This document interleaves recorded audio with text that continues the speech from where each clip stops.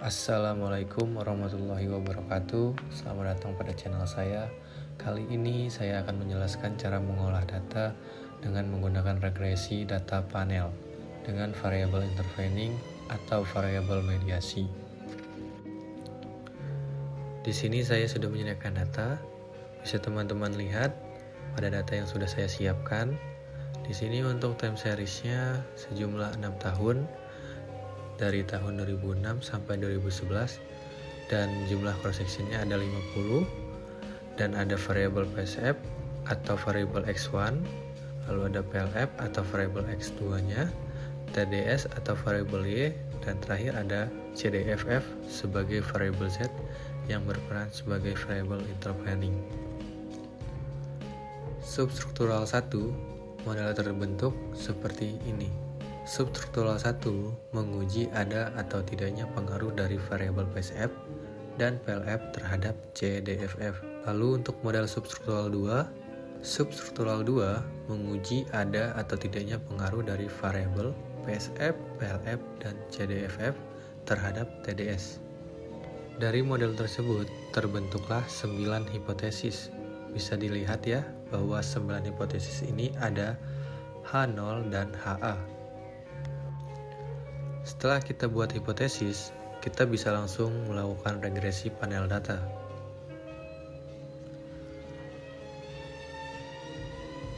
Untuk aplikasi yang saya gunakan, saya menggunakan aplikasi eViews 12.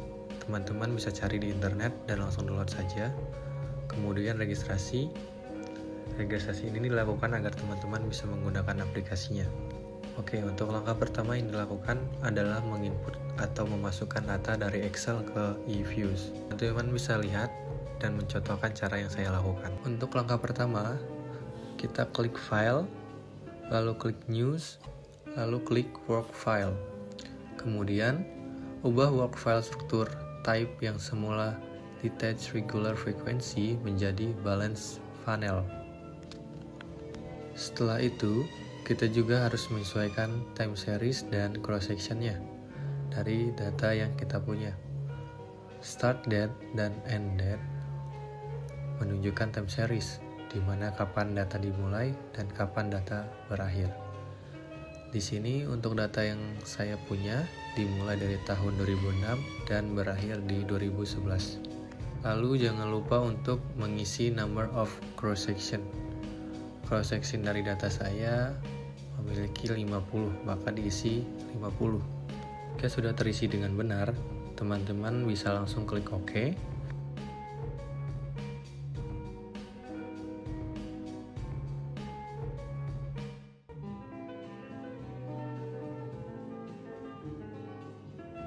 Kemudian kita masukkan data dengan klik Quick, lalu klik Empty Group.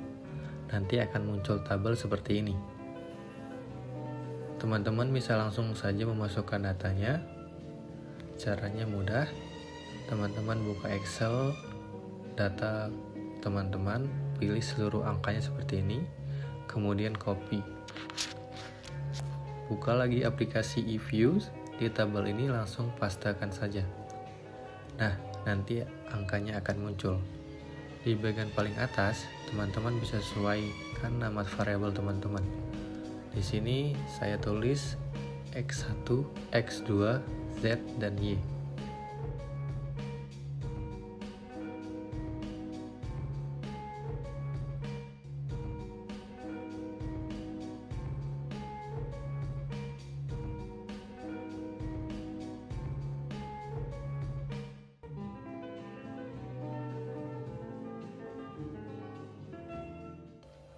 Setelah memasukkan data, teman-teman bisa close saja tabelnya. Jangan khawatir, datanya akan hilang ya, karena data sudah masuk ke aplikasi. Oke, langkah pertama yang harus kita lakukan dalam mengolah panel data adalah menentukan model. Jadi, kita harus melakukan uji pemilihan model terlebih dahulu. Cara-caranya bisa dilihat sebagai berikut. Yang pertama ada uji Chow. Uji Chow menghasilkan data terpilih adalah CM atau FEM. Selanjutnya ada uji Hostman yang menghasilkan data REM atau FEM. Dan terakhir ada uji Lagrange multiplier atau uji LM yang menghasilkan data CEM atau RM. Untuk hal pertama yang kita lakukan adalah melakukan uji Chow. Apabila hasil nilai probability nilai uji lebih dari 0,05, maka yang terpilih adalah CEM. Dan apabila kurang dari 0,05, model yang terpilih adalah FEM. Dari hasil model yang terpilih dari uji Chow, dilanjutkan dengan uji lainnya. Apabila yang terpilih adalah CEM, dilanjutkan ke uji LEM untuk mengetahui model pastinya, apakah CEM atau RM. Namun, apabila model yang terpilih adalah uji Chow adalah FEM, maka dilanjutkan ke uji Hostman. Setelah dilakukan uji Hostman, jika model yang terpilih adalah REM, harus dilanjutkan dengan uji LEM untuk mengetahui model yang terpilih. Nah, sekarang kita langsung coba saja untuk uji pemilihan model. Uji model substruktural 1.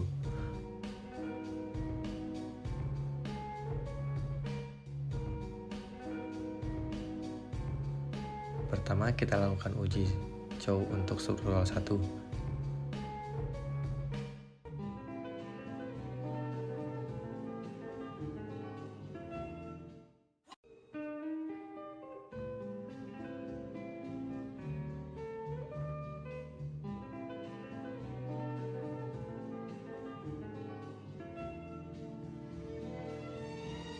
Caranya, pilih variabel independen yaitu X1 dan X2, lalu klik kanan, open, lalu pilih as equation. Lalu bisa dilihat di sini ya teman-teman, untuk equation specification ini diisi dengan Z, spasi C, spasi X1, spasi X2, lalu klik OK. Kemudian kita klik estimate, panel option. Di sini karena kita melakukan uji Chow, maka cross sectionnya harus berbentuk fixed. Kemudian klik OK. Setelah itu, klik view lagi. Lalu kita klik fix or random effect testing. Lalu karena uji Chow, klik redundant fixed effect. Nah, di sini bisa keluar hasilnya ya. Bisa dilihat dari sini, dari nilai probability cross section C square, di sini nilai probability-nya 0,00 yang artinya lebih kecil dari 0,05. Karena nilai probability-nya lebih kecil dari 0,05, maka pengujian dilanjutkan dengan uji Hostman. Nah, sekarang saya akan memasukkan hasil olah uji Chow saya ke Microsoft Word tadi. Caranya, pilih hasil uji, klik kanan, copy, terus OK, lalu pastekan ke Word.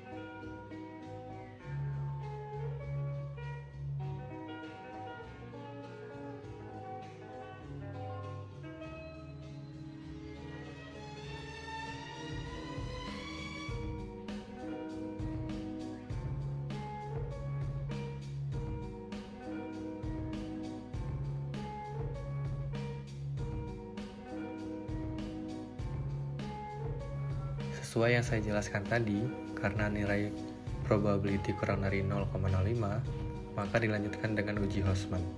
Caranya, teman-teman bisa klik estimate, ubah cross section menjadi random, lalu klik OK.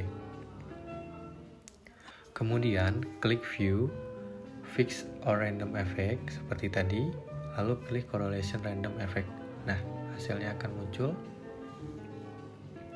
Hasilnya dilihat dari nilai probability cross section random yang mana di sini hasilnya adalah 0,601. Karena 0,601 lebih besar dari 0,05, maka model yang terpilih adalah REM. Karena model yang terpilih adalah REM, maka kita lanjutkan lagi ke uji Lagrange multiplier atau uji LM.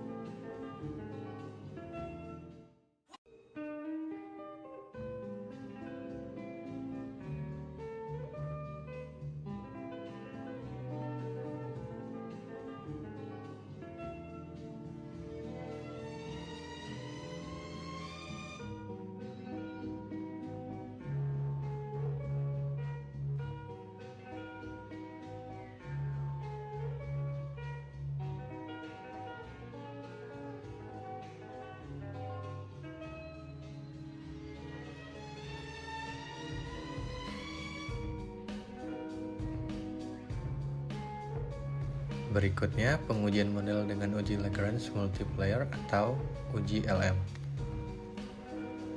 Klik Estimate, panel option, ubah menjadi None, klik OK, lalu ke View.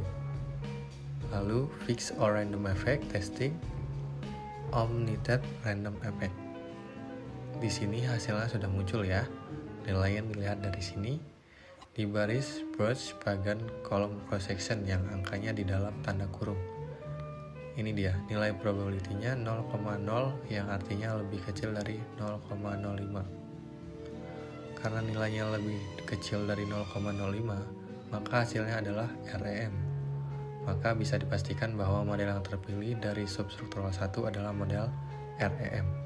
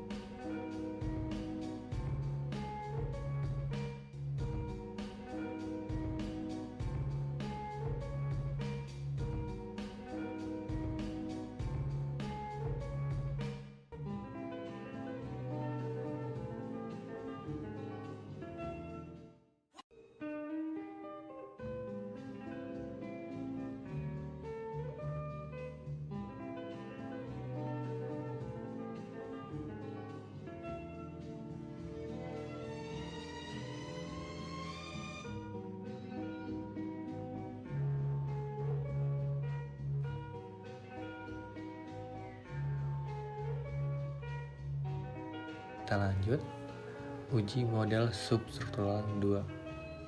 Setelah melakukan uji model substruktural 1, kita lakukan pengujian model yang sama dengan substruktural 2. Buka aplikasi Views, caranya seperti tadi ya.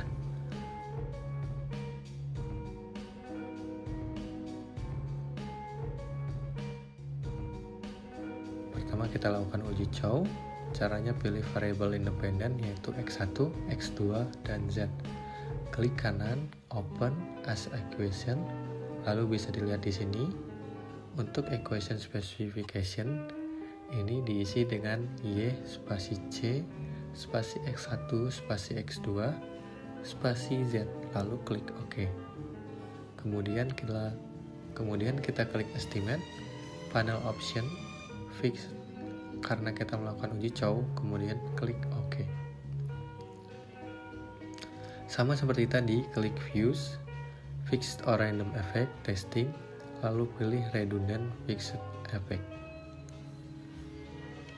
Bisa dilihat dari sini, dari nilai probability cross section chi-square di sini, nilai probability-nya 0,00 yang artinya lebih kecil dari 0,05.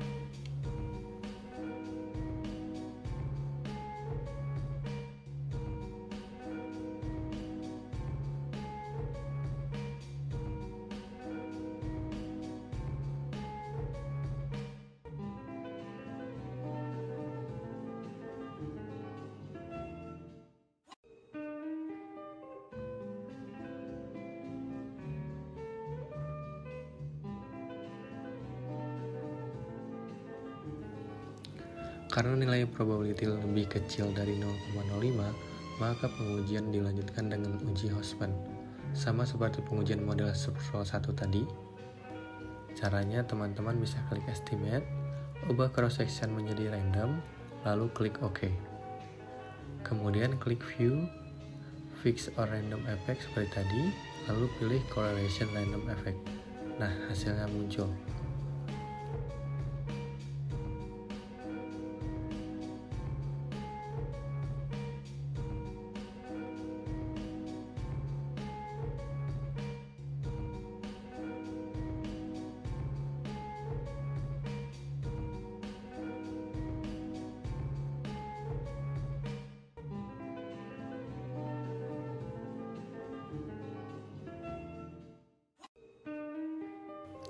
Hasilnya dilihat dari nilai probability cross section random, yang mana di sini hasilnya adalah 0,946.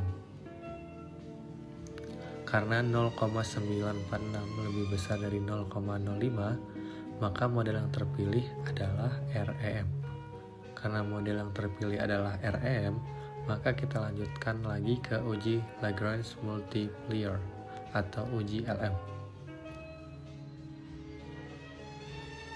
Klik estimate, panel option, ubah menjadi none, klik OK, lalu ke view, fix or random effect testing, omitted random effect. Ini dia hasilnya, nilai probability 0,0, yang artinya lebih kecil dari 0,05.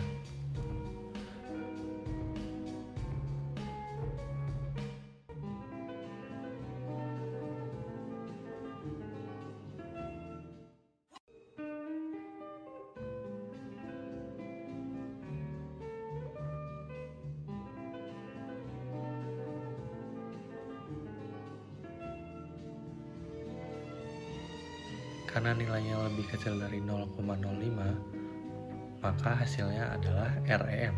Maka bisa dipastikan bahwa model yang terpilih dari substruktural 2 sama seperti substruktural 1, yaitu model REM.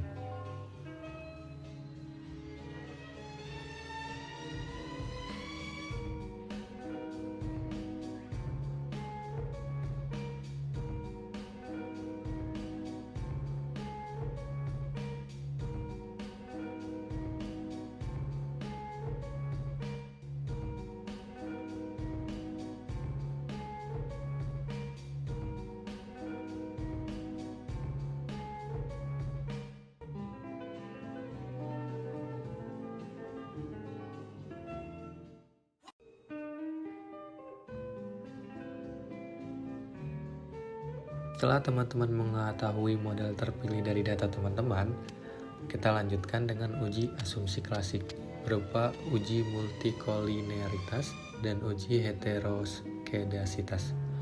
Uji ini dilakukan oleh semua model kecuali uji REM.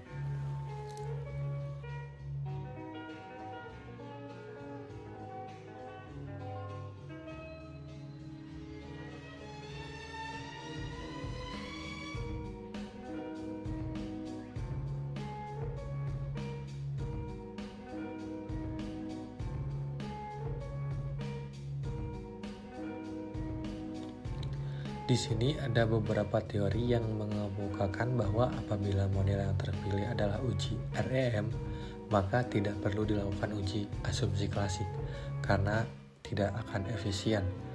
Karena tidak perlu melakukan uji asumsi klasik, maka kita langsung saja lanjut ke uji hipotesis.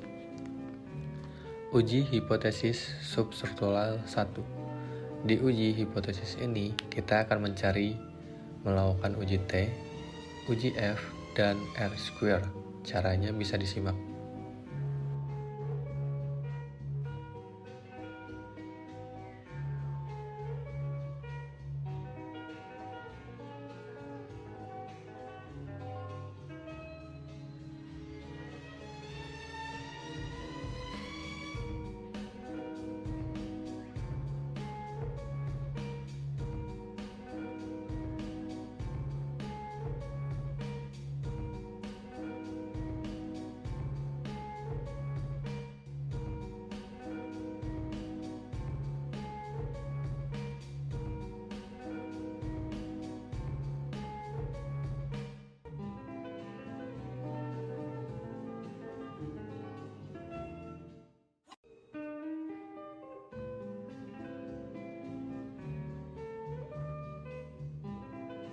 Di sini kita akan melakukan uji hipotesis untuk substruktural 1. Caranya, pilih variabel independen, yaitu X1 dan X2, klik kanan, open, as equation, lalu isi equation specification dengan Z, spasi C, spasi X1, spasi X2. Lalu klik panel option, ubah cross section menjadi random. Kenapa diubah ke random? Karena model yang terpilih adalah REM. Apabila model teman-teman adalah CEM, maka pilih none, dan apabila FEM, maka pilih fixed. Nah, cross section sudah ditentukan, lalu klik OK. Saya akan copy paste hasilnya dulu ya teman-teman. Yang pertama uji T.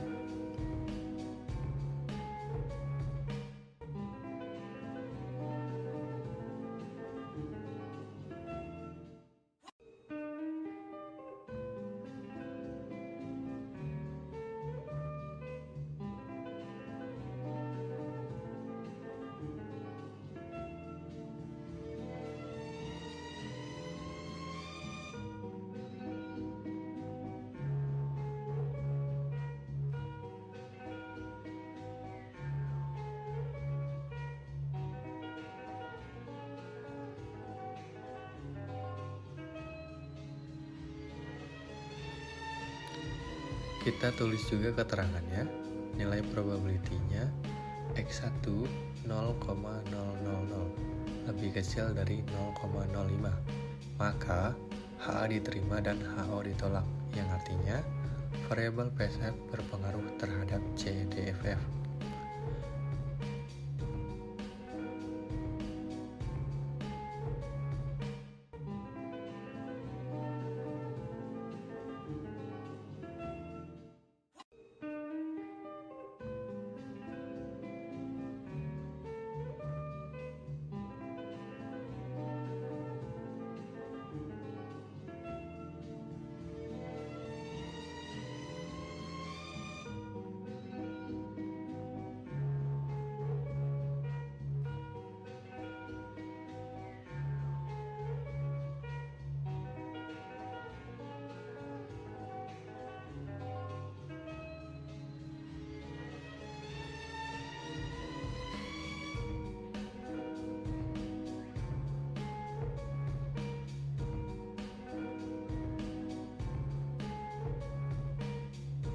Nilai probability X2 0,000 lebih kecil dari 0,05, maka HA diterima dan HO ditolak, yang artinya variabel PLF berpengaruh terhadap CDFF.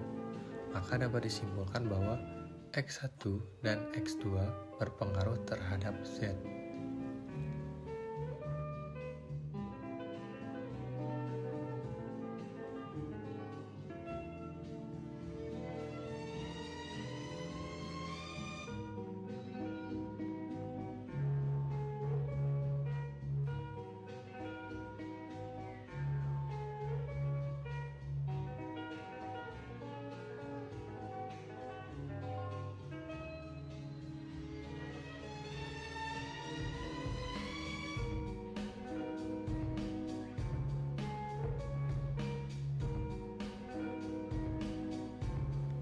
Setelah itu, kita ke hasil uji F ya.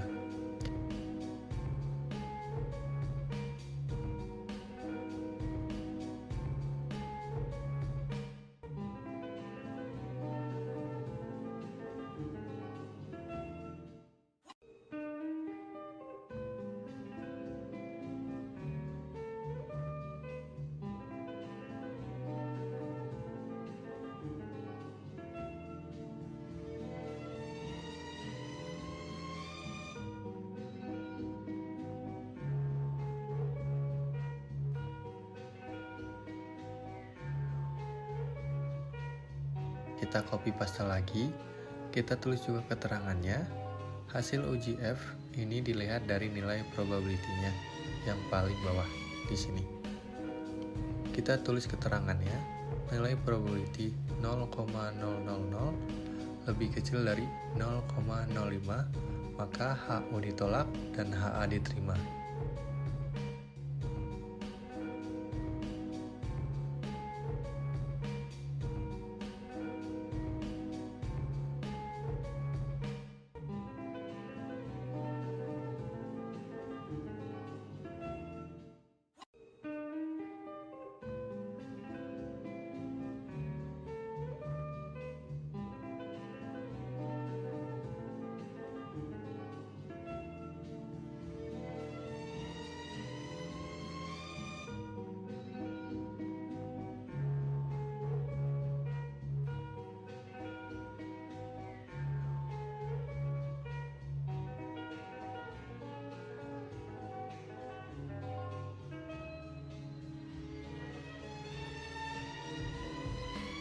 yang artinya variabel PSF dan PLF berpengaruh terhadap CDFF.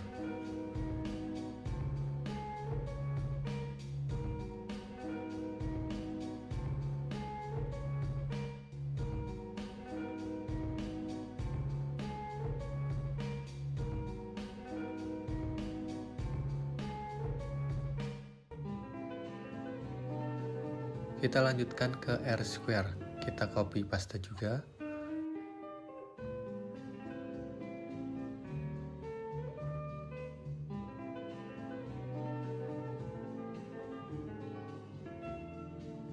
Hasilnya bisa dilihat dari R-square atau adjust R-square. Di sini saya pakai yang adjust R-square. Kita tulis hasilnya ya.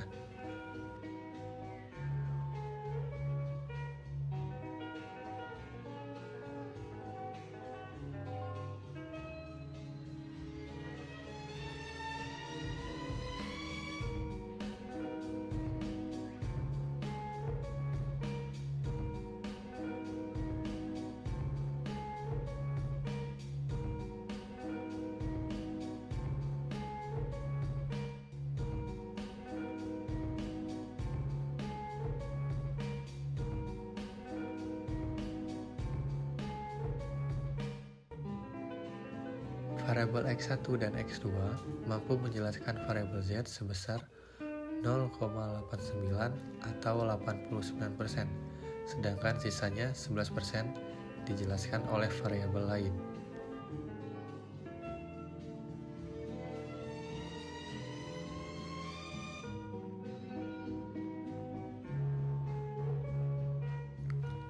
Uji hipotesis substruktural 2. Sesudah melakukan uji hipotesis substruktural 1, teman-teman bisa lanjutkan menguji hipotesis substruktural 2.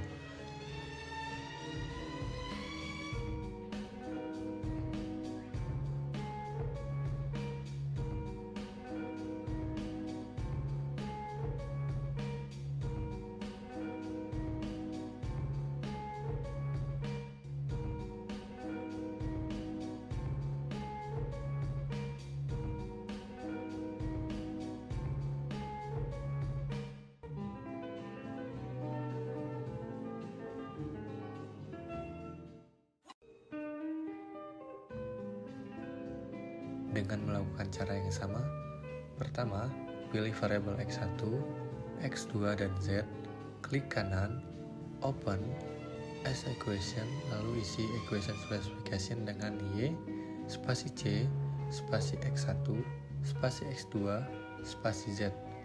Lalu pilih panel option, ubah cross section menjadi random, sesuai dengan model ya, lalu klik OK. Seperti tadi, saya akan copy paste hasilnya ke Word.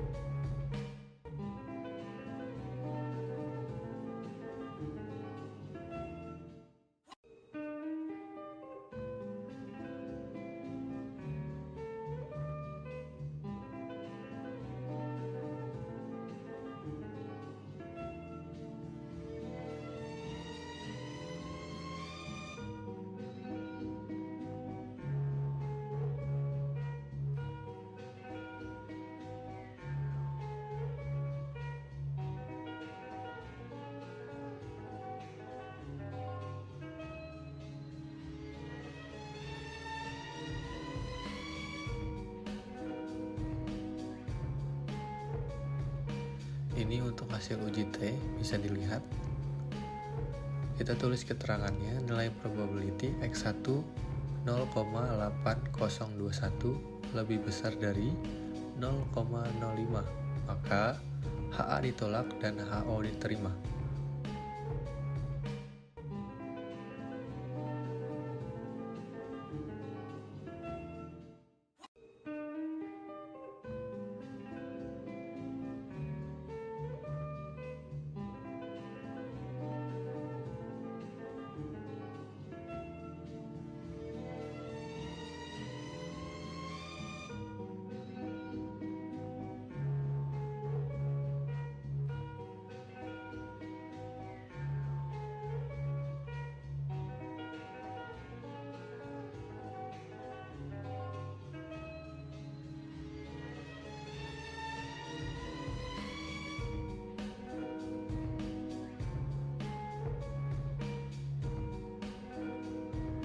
Artinya, variabel PSF tidak berpengaruh terhadap TDS.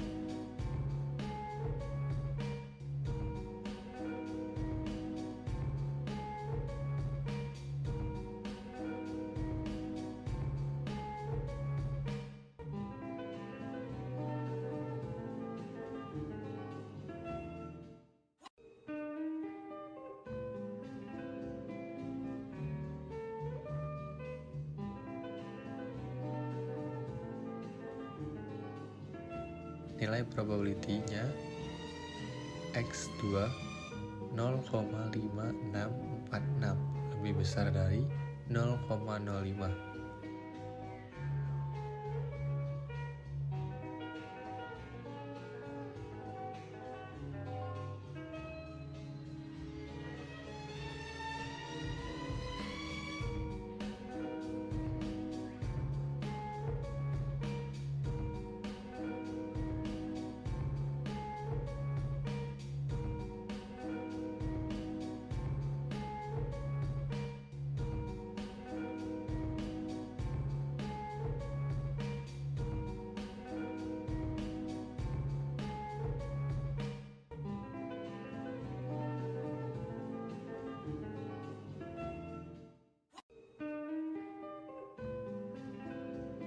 Maka HA ditolak dan HO diterima.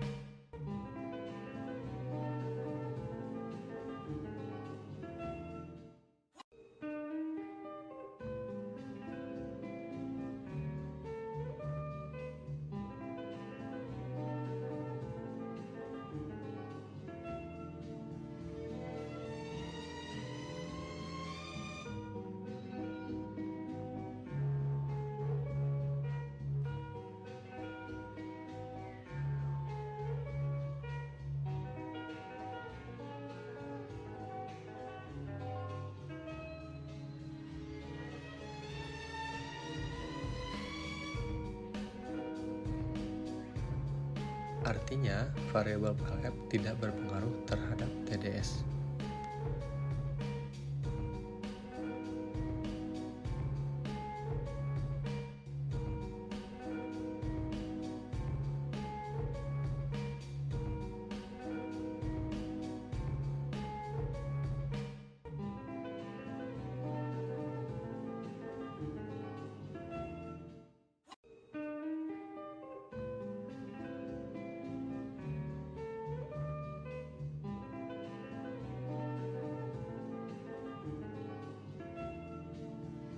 Nilai probability Z 0,5736 lebih besar dari 0,05, maka HA ditolak dan HO diterima. Artinya, variabel Z tidak berpengaruh terhadap TDS.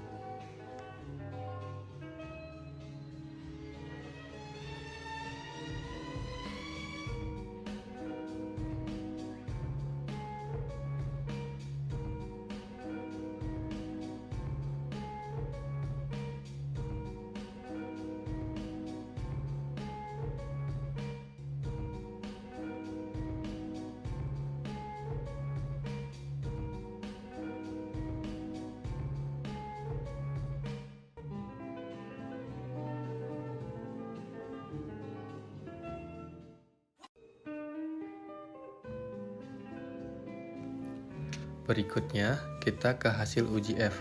Kita copy paste lagi.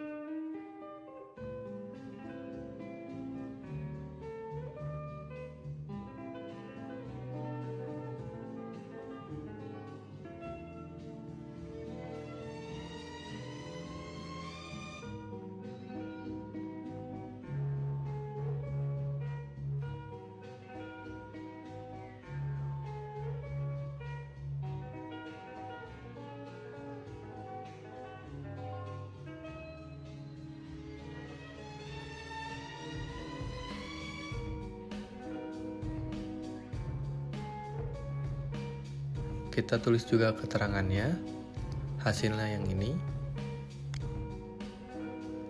Nilai prop 0,9506 lebih besar dari 0,05. Maka HO diterima dan HA ditolak.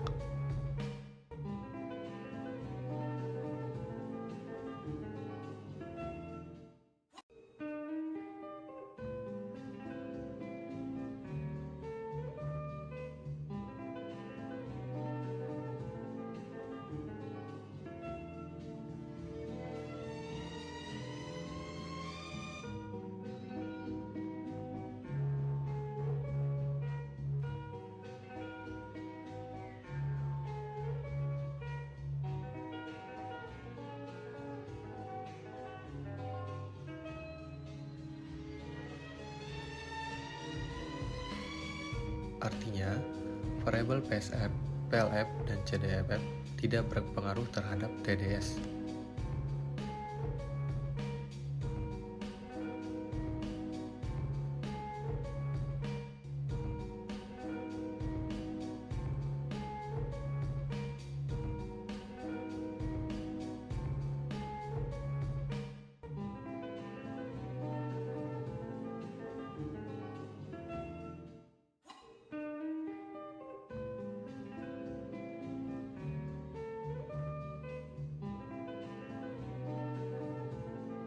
Kita lanjutkan ke R-square.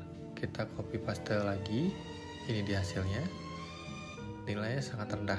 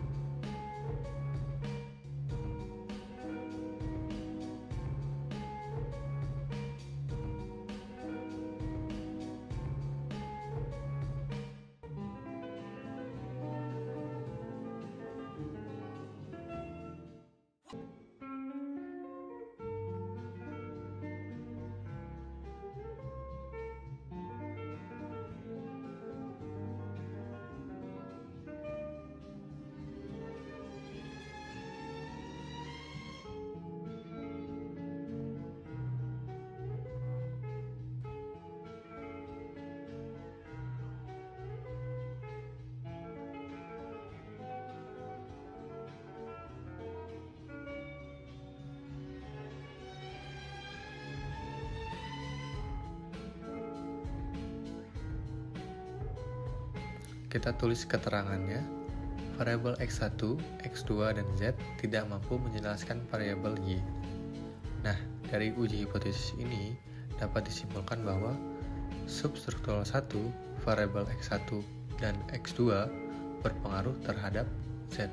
Sedangkan di substruktural 2, kita ketahui bahwa variabel X1, X2, dan Z tidak berpengaruh ke Y. Kita lihat ke hipotesis kita juga.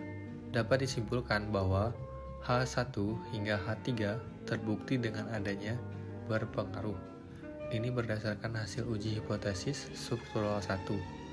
Maka H1 hingga H3 ini H0 ditolak dan HA diterima. Sedangkan berdasarkan substruktural 2, H4 hingga H7 tidak dibuktikan adanya berpengaruh.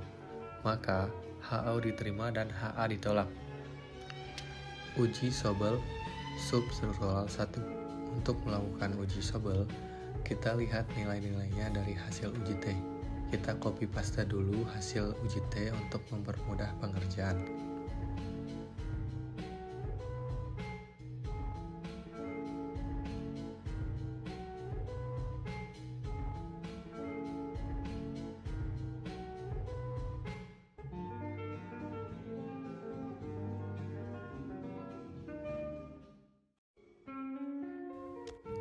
Ini yang substruktural 1.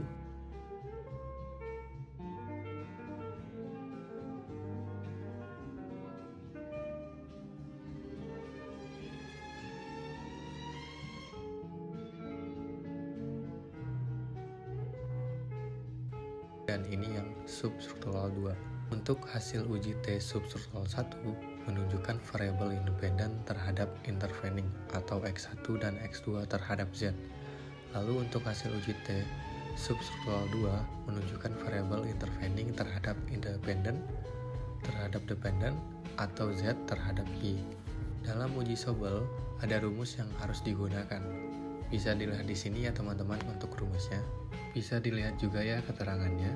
T menunjukkan T hitung, A menunjukkan jalur variabel independen terhadap variabel intervening, B menunjukkan jalur variabel intervening terhadap variabel dependen, dan SE menunjukkan standar error. Di sini untuk mempersingkat waktu, saya sudah melakukan perhitungan rumus uji Sobel. Yang pertama X1 terhadap Y melalui Z. Nah, hasil dari rumus ini adalah 0,56.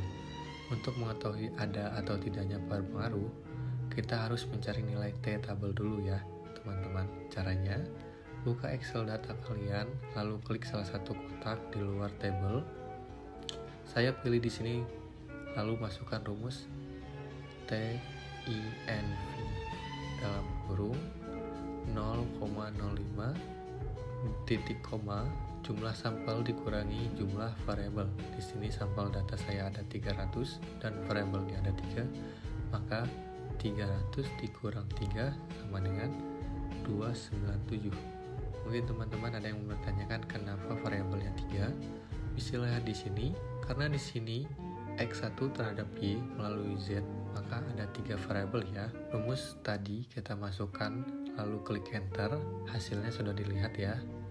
Nilai T tabelnya 1,967984. Karena nilai T hitung lebih kecil dari T tabel, maka X1 tidak berpengaruh terhadap Y melalui variabel intervening. Kita tulis keterangannya.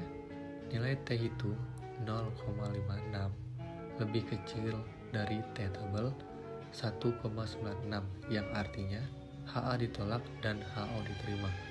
Maka variabel PSF tidak berpengaruh terhadap TDS melalui CDFF sebagai variabel intervening. Sobel substruktural 2.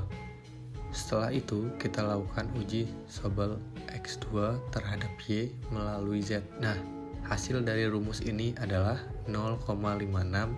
Kita sudah mengetahui nilai T tabel ya. Nilai T tabel tadi adalah 1,967984, artinya nilai T hitung kita lebih kecil. Sama seperti nilai uji Sobel sebelumnya, kita tulis lagi keterangannya. Nilai T 0,56 kurang dari T tabel 1,96. Maka HA ditolak dan HO diterima. Artinya, variabel PLF tidak berpengaruh terhadap TDS melalui CDFF sebagai variabel intervening.